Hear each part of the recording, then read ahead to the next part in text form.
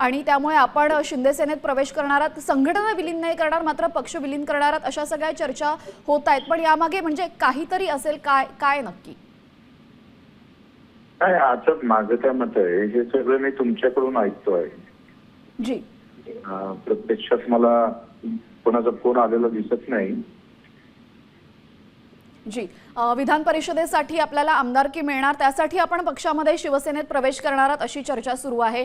आणि काल आपण जसं पत्रकार परिषदेत म्हणाला की आपले कागदपत्र तर तयारच असतात, तर आपण थेट म्हणजे काय सांगाल की शिवसेनेमध्ये प्रवेश आपला होणार आहे, नाही होणार आहे? आमची संघटना कायम ठेवून काही बाकीचा निर्णय घ्यायचा असेल तर तो शेतकरी, शेतमजूर आणि दिव्यांगासाठी घेऊ.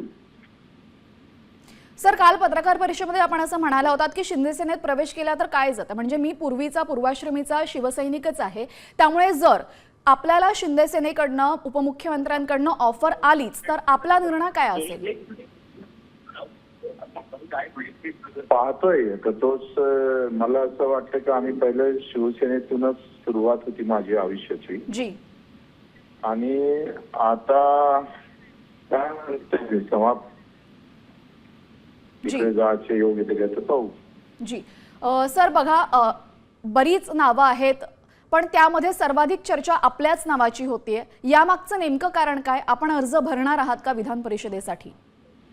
हे मीडियाचीच कृपा आहे आपल्या लोकांची, सगळ्यांची. जी. मला तर वाटतं हे जे भेटत आहे ना मला विधान परिषद वगैरेचा विचार होत आहे, हे सगळं मीडियाचं सूत्रामुळे झालं. बरं जी. मला काय विचार नव्हता, काही संबंध नव्हता, पण तुमच्या सूत्रानं एवढ्या बातम्या चालवल्या तर सगळे सूत्रच बदलून घेतले. जी. मग आपल्याला काय वाटतं, आपल्याला विधान परिषद मिळेल का? आता अजून काय, असं 2-3 तास राहिले. जी जी जी. सर, माझा शेवटचा प्रश्न आपल्याला, जर शिंदे सेनेकडनं प्रस्ताव आला तर आपला निर्णय काय असेल?